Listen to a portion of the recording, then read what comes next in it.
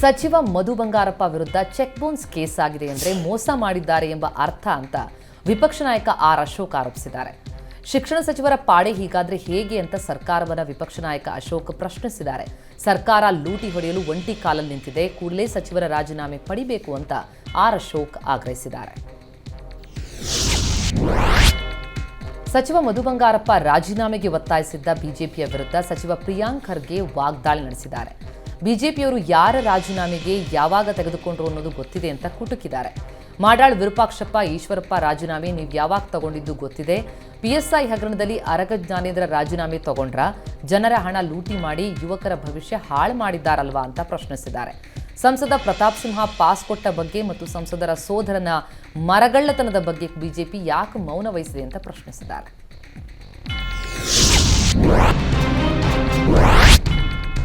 ಬೆಂಗಳೂರಿನಲ್ಲಿ ಅಕ್ರಮ ಒತ್ತುವರಿದಾರರಿಗೆ ಬಿಡಿಎ ಅಧಿಕಾರಿಗಳು ಶಾಕ್ ಕೊಟ್ಟಿದ್ದಾರೆ. ಎಚ್ಬಿಆರ್ ಲೇಔಟ್ನಲ್ಲಿರುವ 70ಕ್ಕೂ ಹೆಚ್ಚು ಅಂಗಡಿ ಮುಂಗಟ್ಟುಗಳನ್ನು ಬಿಡಿಎ ಅಧಿಕಾರಿಗಳು ತೆರವುಗೊಳಿಸಿದ್ದಾರೆ. ಕೆಜಿಹಳ್ಳಿ ಬಸ್ ಡಿಪೋ ಸಮೀಪ ಇರುವಂತಹ ಗುಜರಿ ಅಂಗಡಿಗಳನ್ನು ಅಧಿಕಾರಿಗಳು ತೆರವು ಮಾಡಿದ್ದಾರೆ. ಯಾವುದೇ ಅಹಿತಕರ ಘಟನೆ ನಡೆಯದಂತೆ ಬಿಗಿ ಭದ್ರತೆಯಲ್ಲಿ ತೆರವು ಕಾರ್ಯಾಚರಣೆ ನಡೆಸಲಾಗಿದೆ. ಇತ್ತ ಬಿಡಿಎ ಅಧಿಕಾರಿಗಳ ವಿರುದ್ಧ ಅಂಗಡಿ ಮಾಲೀಕರು ಆಕ್ರೋಶ ವ್ಯಕ್ತಪಡಿಸಿದ್ದಾರೆ.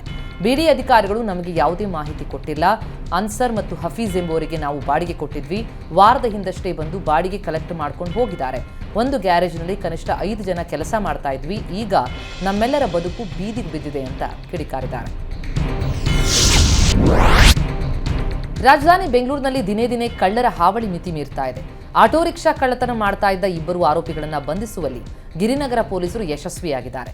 ಬಂಧಿತರಿಂದ 7.5 ಲಕ್ಷ ಮೌಲ್ಯದ 3 ಆಟೋಗಳನ್ನು ವಶಕ್ಕೆ ಪಡೆದಿದ್ದಾರೆ. ಕಾಟನ್ಪೇಟೆ ತಲ್ಗಟ್ಪುರ ಠಾಣಾ ವ್ಯಾಪ್ತಿಯಲ್ಲಿ ಕಳ್ಳರು ಈ ಕೃತ್ಯ ಎಸಗಿದ್ದು ಪೊಲೀಸರು ತನಿಖೆಯನ್ನು ಮುಂದುವರೆಸಿದ್ದಾರೆ. ಹೊಸ ವರ್ಷಾಚರಣೆಗೂ ಮುನ್ನವೇ ಮಂಗಳೂರು ಪೊಲೀಸರು ಭರ್ಜರಿ ಕಾರ್ಯಾಚರಣೆ ನಡೆಸಿದ್ದಾರೆ. ಹೊಸ ವರ್ಷಾಚರಣೆ ಪಾರ್ಟಿಗಳಿಗೆ ಡ್ರಗ್ ಸಪ್ಲೈ ಮಾಡಲಿಕ್ಕೆ ಯತ್ನಿಸ್ತಾ ಇದ್ದ ಓರ್ವ ಪೆಡ್ಲರ್ನನ್ನು ವಶಕ್ಕೆ ಪಡೆದಿದ್ದಾರೆ. ಉಳ್ಳಾಲ ನಿವಾಸಿ ಮೊಹಮ್ಮದ್ ರಮೀಜ್ ಬಂಧಿತ ಆರೋಪಿ. ಬಂಧಿತರಿಂದ 5 ಲಕ್ಷ ರೂಪಾಯಿ ಮೌಲ್ಯದ ಎಂಡಿಎಂಎ ಡ್ರಗ್ಸ್ ಅನ್ನು ವಶಪಡಿಸಿಕೊಂಡಿದ್ದಾರೆ. ಖಚಿತ ಮಾಹಿತಿ ಮೇರೆಗೆ ದಾಳಿ ನಡೆಸಿದ ಮಂಗಳೂರು ಸಿಸಿಬಿ ಪೊಲೀಸರು ದೇರಳಕಟ್ಟೆಯ ಕೆಎಸ್ ಹೆಗಡೆ ಆಸ್ಪತ್ರೆಯ ಬಳಿ ಆರೋಪಿಯನ್ನು ಬಂಧಿಸಿದ್ದಾರೆ. ಈ ಕುರಿತು ಮಂಗಳೂರು ನಗರ ಠಾಣೆಯಲ್ಲಿ ಪ್ರಕರಣ ದಾಖಲಾಗಿದೆ. ನೀವು ಪೋಷಕರಾಗಲು ಕಾಯುತ್ತಿದ್ದೀರಾ? ಚಿಂತಿಸದಿರಿ. ಓಯಾಸಿಸ್ ಫರ್ಟಿಲಿಟಿ 90,000 ದಂಪತಿಗಳ ಜೀವನದಲ್ಲಿ ಸಂತೋಷವನ್ನು ತಂದಿದೆ. 7825893601ಗೆ ಕರೆ ಮಾಡಿ. ಅತ್ಯದ್ಭುತ ರಿಯಾಯಿತಿ ಪಡೆಯಿರಿ ಹಾಗೂ ಎಲ್ಲರಿಗೂ ಗುಡ್ ನ್ಯೂಸ್ ಕೊಡಿ.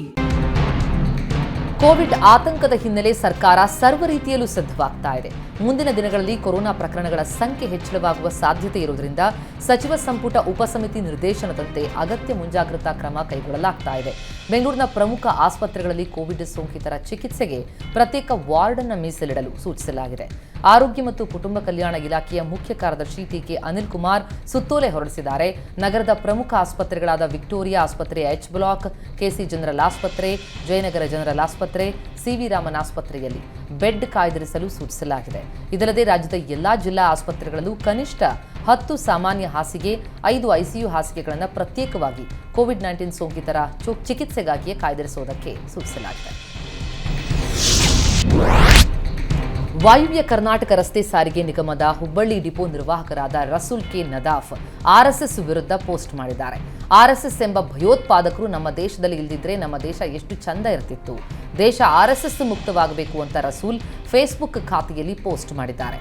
ಸರ್ಕಾರಿ ನೌಕರನಾಗಿ ಈ ರೀತಿಯ ಪೋಸ್ಟ್ ಮಾಡಿದ್ದಕ್ಕೆ ಹಿಂದೂ ಪರ ಸಂಘಟನೆಗಳು ಆಕ್ರೋಶ ಹೊರಹಾಕಿದ್ದು, ಕಂಡಕ್ಟರ್ ರಸೂಲ್ ವಿರುದ್ಧ ಸೂಕ್ತ ಕ್ರಮಕ್ಕೆ ಆಗ್ರಹಿಸಿ ಸಾರಿಗೆ ವಿಭಾಗೀಯ ನಿಯಂತ್ರಣಾಧಿಕಾರಿಗಳಿಗೆ ದೂರು ಕೊಡಲಾಗಿದೆ. ಪದವೀಧರ ಹಾಗೂ ಶಿಕ್ಷಕರ ಕ್ಷೇತ್ರಕ್ಕೆ ಚಿಕ್ಕಮಗಳೂರು ಜಿಲ್ಲಾಡಳಿತ ಮತದಾರರ ಅಂತಿಮ ಪಟ್ಟಿ ಪ್ರಕಟಿಸಿದೆ. ನೈಋತ್ಯ ಪದವೀಧರ ಕ್ಷೇತ್ರಕ್ಕೆ ಜಿಲ್ಲೆಯಲ್ಲಿ 9,072 ಮತದಾರರು, ದಕ್ಷಿಣ ಶಿಕ್ಷಕರ ಕ್ಷೇತ್ರದಲ್ಲಿ 3,675 ಮತದಾರರಿದ್ದಾರೆ ಅಂತ ಜಿಲ್ಲಾಧಿಕಾರಿ ನಾರಾಯಣ ಕನಕರೆಡ್ಡಿ ಹೇಳಿದ್ದಾರೆ. ನೈಋತ್ಯ ಪದವೀಧರರ ಕ್ಷೇತ್ರಕ್ಕೆ ಒಟ್ಟು 9,072 ಮತದಾರರಿದ್ದು, ಅದರಲ್ಲಿ 5,220 ಪುರುಷರು ಹಾಗೂ 3,852 ಮಹಿಳಾ ಮತದಾರರಿದ್ದಾರೆ. 8 ತಾಲೂಕುಗಳಲ್ಲಿ 11 ಮತಕೇಂದ್ರಗಳನ್ನು ಸ್ಥಾಪಿಸಲಾಗಿದೆ. ಅಂತೆಯೇ ದಕ್ಷಿಣ ಶಿಕ್ಷಕರ ಕ್ಷೇತ್ರಕ್ಕೆ ಜಿಲ್ಲೆಯಲ್ಲಿ ಒಟ್ಟು 3,675 ಮತದಾರರಿದ್ದು, ಅವರಲ್ಲಿ 2,015 ಪುರುಷರು ಹಾಗೂ 1,660 ಮಹಿಳಾ ಮತದಾರರು ಇದ್ದಾರೆ ಅಂತ ಡಿಸಿ ನಾರಾಯಣ ಕನಕರೆಡ್ಡಿ ತಿಳಿಸಿದ್ದಾರೆ. KPTCL assistant engineer, junior engineer ಸೇರಿದಂತೆ ಹಲವು ಹುದ್ದೆಗಳಿಗೆ ಎಕ್ಸಾಮ್ ನಡೆದಿದ್ರೂ ಕೂಡ 1,500 ಪೋಸ್ಟ್ಗಳಿಗೆ ಆರ್ಡರ್ ಕಾಪಿ ಸಿಕ್ಕಿಲ್ಲ ಅಂತ ಕೆಪಿಟಿಸಿಎಲ್ ಮುಂದೆ ಅಭ್ಯರ್ಥಿಗಳು ಪ್ರತಿಭಟಿಸಿದರು. ಕಾರುಗಳಿಗೆ ಕೆಪಿಟಿಸಿಎಲ್ ಆರ್ಡರ್ ಕಾಪಿ ಯಾವಾಗ ಎಂಬ ಸ್ಟಿಕ್ಕರ್ ಅಂಟಿಸಿ ವಿಭಿನ್ನ ಪ್ರತಿಭಟನೆ ನಡೆಸಲಾಯಿತು. 2022ರಲ್ಲಿ ಕೆಪಿಟಿಸಿಎಲ್ ನೋಟಿಫಿಕೇಶನ್ ಆಗಿತ್ತು. ಜುಲೈನಲ್ಲಿ ಎಕ್ಸಾಮ್ ನಡೆದಿದ್ದು 2023 ಜನವರಿಯಲ್ಲಿ ಎಲಿಜಿಬಲ್ ಲಿಸ್ಟ್ ಕೂಡ ಬಿಟ್ಟಿದ್ದಾರೆ.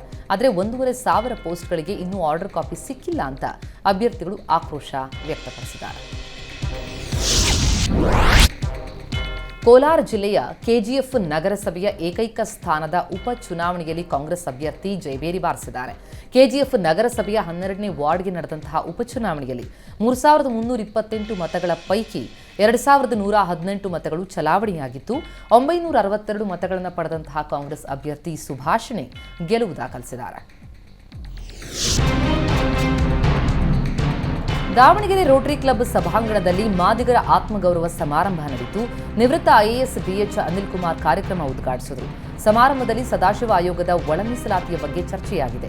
ಸದಾಶಿವ ಆಯೋಗದ ಜಾರಿಗೆ ಬಂದರೆ ಬಿಜೆಪಿ ಮುಖಂಡರು ಏನೆಲ್ಲ ಪ್ರಯತ್ನಗಳನ್ನು ಮಾಡಿದ್ದಾರೆ, ಕಾಂಗ್ರೆಸ್ ಸರ್ಕಾರದ ಅವಧಿಯಲ್ಲಿ ಸಿದ್ದರಾಮಯ್ಯ ಮಾದಿಗ ಸಮಾಜಕ್ಕೆ ಏನು ಆಶ್ವಾಸನೆಗಳು ಕೊಟ್ಟಿದ್ರು, ಕಳೆದ 10 ವರ್ಷಗಳಲ್ಲಿ ಮೋದಿಯವರು ಪ್ರಧಾನಿಯಾದ ನಂತರ ಸಮಾಜಕ್ಕೆ ಏನೆಲ್ಲ ಕೆಲಸ ಮಾಡಿದ್ದಾರೆ, ಹೈದರಾಬಾದ್ ಕಾರ್ಯಕ್ರಮದಲ್ಲಿ ಪ್ರಧಾನಿಯವರು ಸಮುದಾಯಕ್ಕೆ ನೀಡಿದ ಆಶ್ವಾಸನೆಗಳು ಏನು ಎಂಬ ಬಗ್ಗೆ ಚರ್ಚಿಸಲಾಯಿತು.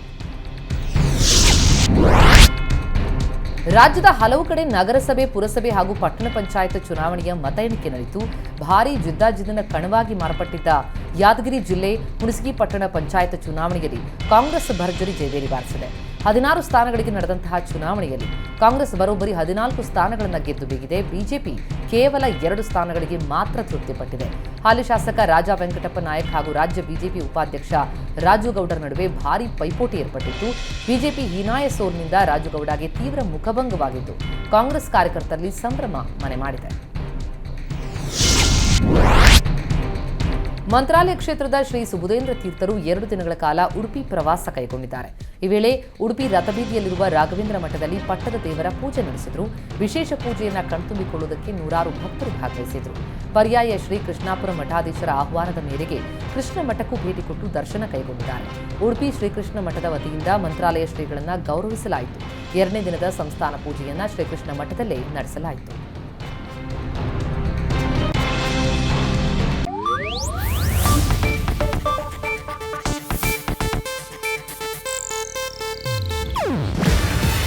ಇದು ಏಷ್ಯಾನೆಟ್ ನ್ಯೂಸ್ ನೆಟ್ವರ್ಕ್ ಪ್ರಸ್ತುತಿ.